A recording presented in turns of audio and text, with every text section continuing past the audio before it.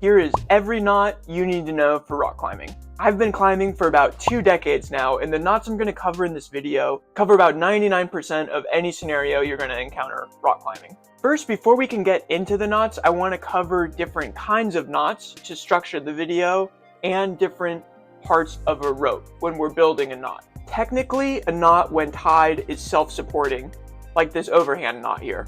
A hitch needs something to attach to. Watch how this clove hitch exists when I put a carabiner in it, but once I take the carabiner out, it goes away. Bends are used to tie 2 ropes together, like this double fisherman. So throughout the course of this video, I'll be referring to knots, bends, and hitches, just all under the blanket term of knots. But it helped me to understand the difference between the 3 as I was learning to make them. There's a whole unique vocabulary to rope use when you're making knots, but don't worry, it's only like 4 words, so we'll go through them now. There's a bite, which is just a pinch of rope. This is distinct from a loop because a loop crosses. It seems minor, but it's important to note for later.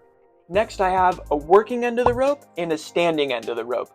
The working end of the rope is what you might intuitively think the part of the rope I'm using to direct my knot making.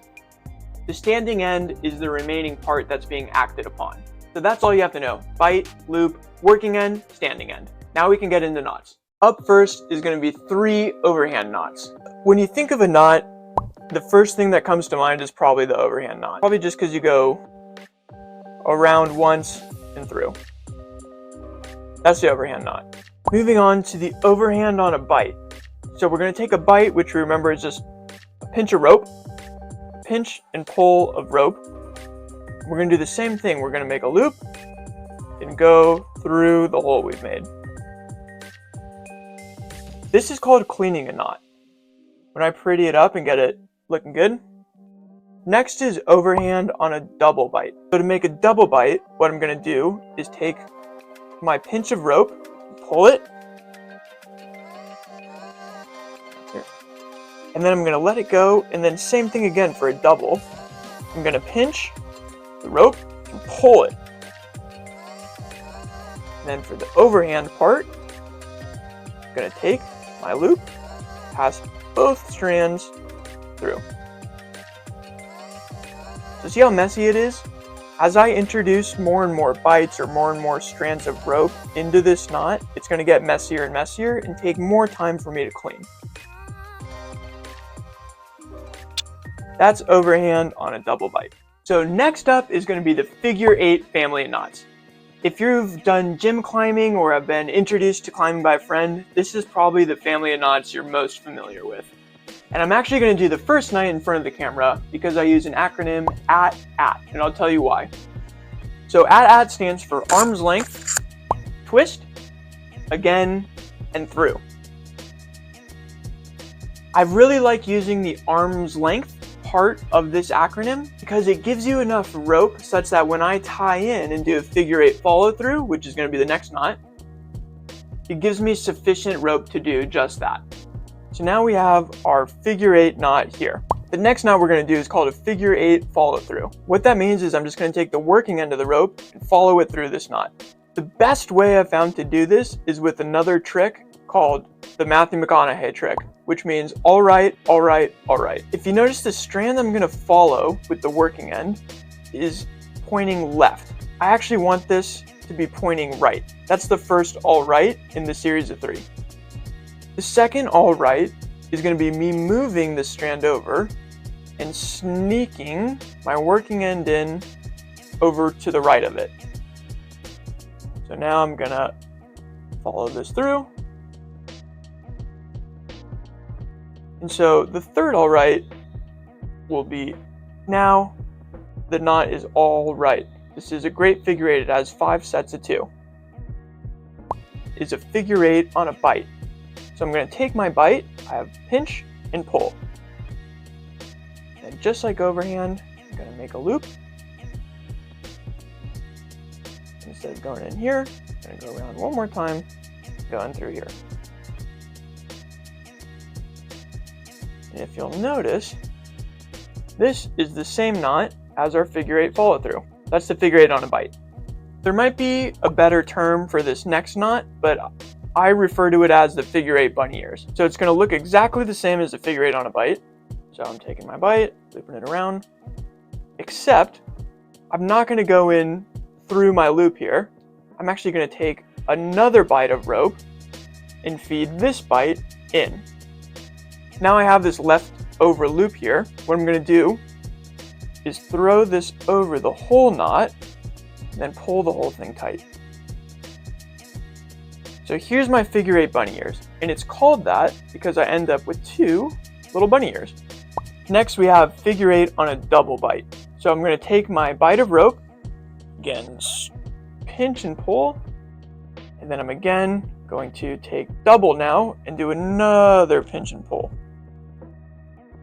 Then just like before, I'm making a loop and putting both these loops through. And now look at all these strands of rope. So that is a figure 8 on a double bite. This next knot I'm going to show you how to do on some cordelette is called the barrel knot, used as like a stopper or finishing knot, but it's important to know for the next knot. I'm going to take a bite of rope here, I have a working end and a standing end, and I'm going to wrap the rope around my thumb. Then I'm going to wrap again, making sure it's below my first wrap. Then I'm going to slide my thumb out, take my working end, and replace my thumb. So again, real quick, it's wrap below, slide out, and replace.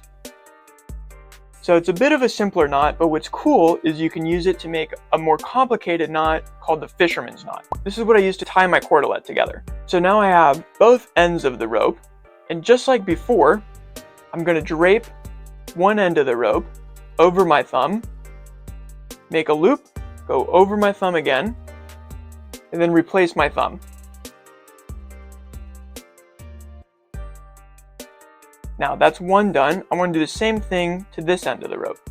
So flip it, loop my thumb, below my thumb, replace my thumb. And then the best part of this knot, pulling it together. That's the double fisherman's. So bonus knot here, I actually tie off my cordelette with a triple fisherman's, which is the same thing, I just do an extra loop. I go loop around my thumb, below it, that's the triple part. So now I have 3 loops, but I'm still going to replace my thumb. Same thing here, over my thumb, loop 1, loop 2, 1, 2, 3, replace my thumb. There you go, that's the triple fisherman's. So moving to the Bowline family of knots. I really have only ever used 2 types of bowlines, and I'll show you how to make them both. Okay, so first is the bowline. So first thing you want to do is make a loop. And there's actually 2 ways you can make a loop. I call it the underpass and overpass loop. So think about like a highway system. See how this loop here goes under. So this is like my underpass loop. And then I have an overpass loop. So if I'm, pretending to drive down this highway system, I'm going over. I want to make an underpass loop, and then I want to take the working end of my rope, go out of the loop, around the standing end, and then back through my loop, and then tie it tight. That's the bowline. To make a double bowline, all I'm doing is doing 2 underpass loops. So here's my underpass, I'm taking another loop, and now look, I have 2 underpass loops, but the knot's functionally the same. Going out of my loop, around the standing end, back up through. And that's the double bowline. Key to note, when I do a double bowline, I'm always backing it up. So I don't have enough tail here, but I'm going to do that barrel knot finish along here. So the bowline knot we just covered is informally known as the king of the knots. The knot we're just about to cover now is the queen of the knots. It's the Alpine Butterfly knot. You make the Alpine Butterfly knot by taking a bite here. We're going to twist it and then twist it again. If you notice, we now have 2 holes like an infinity or an 8. I'm going to take the top end of this 8, flip it around, over, and through the bottom end. When I pull it tight, So that is the Alpine Butterfly. Now I'm going to do a knot called the water knot. All the water knot is it's kind of like the figure 8 follow through, but it's just with an overhand, and you use it to connect webbing together. So right here is just an overhand knot, and all I'm going to do is trace this overhand knot with the other piece of webbing. Excuse me, with the other end of the webbing. That's a water knot. It's just a follow through overhand knot used to secure webbing. So that's all the knots covered. Now we're moving on to hitches. If you remember from earlier in the video, a hitch needs to be tied around something. So first up is a basket hitch. This is probably the easiest hitch you'll cover in this video. That's it. That's a basket hitch. It flows nicely into a girth hitch, where you put one end through, pull it tight. That's a girth hitch. Next up is the clove hitch. This video is already running pretty long, but you should know how to tie a clove hitch one and two-handed. The best way I've found to teach the clove hitch is to grab the rope with your arms crossed, just like this. And then the only thing you're going to do is uncross your arms. And when you meet them together, you've made a clove hitch. So that's the clove hitch. Munter hitch is up next. So the way I learned the Munter hitch is you take one loop, you make another loop, and then you have them fold into each other. Next up are the 3 friction hitches you'll use. To tie these and use them, you're going to need what's called Prusik cord. Prusik is one of the friction hitches we'll be covering, but it's also the name of this cord. The first one we're covering is just called an Autoblock. And it might be the easiest one because all you're going to do is wrap your Prusik cord around the rope, like 4 times, till it's about even here. So that's an Autoblock. The Prusik is the next one we're going to cover. It's stronger than the Autoblock, but not as strong as our third one. So to tie the Prusik, all we're going to do is pass the binding part of our Prusik cord through its own loop 3 times. 1, 2, 3. And pull it tight. That's the Prusik. Last is going to be the Klemheist friction hitch. So to do that, it's actually pretty similar to our Autoblock, except for the end here. We're going to take the tab end and put it through the knot.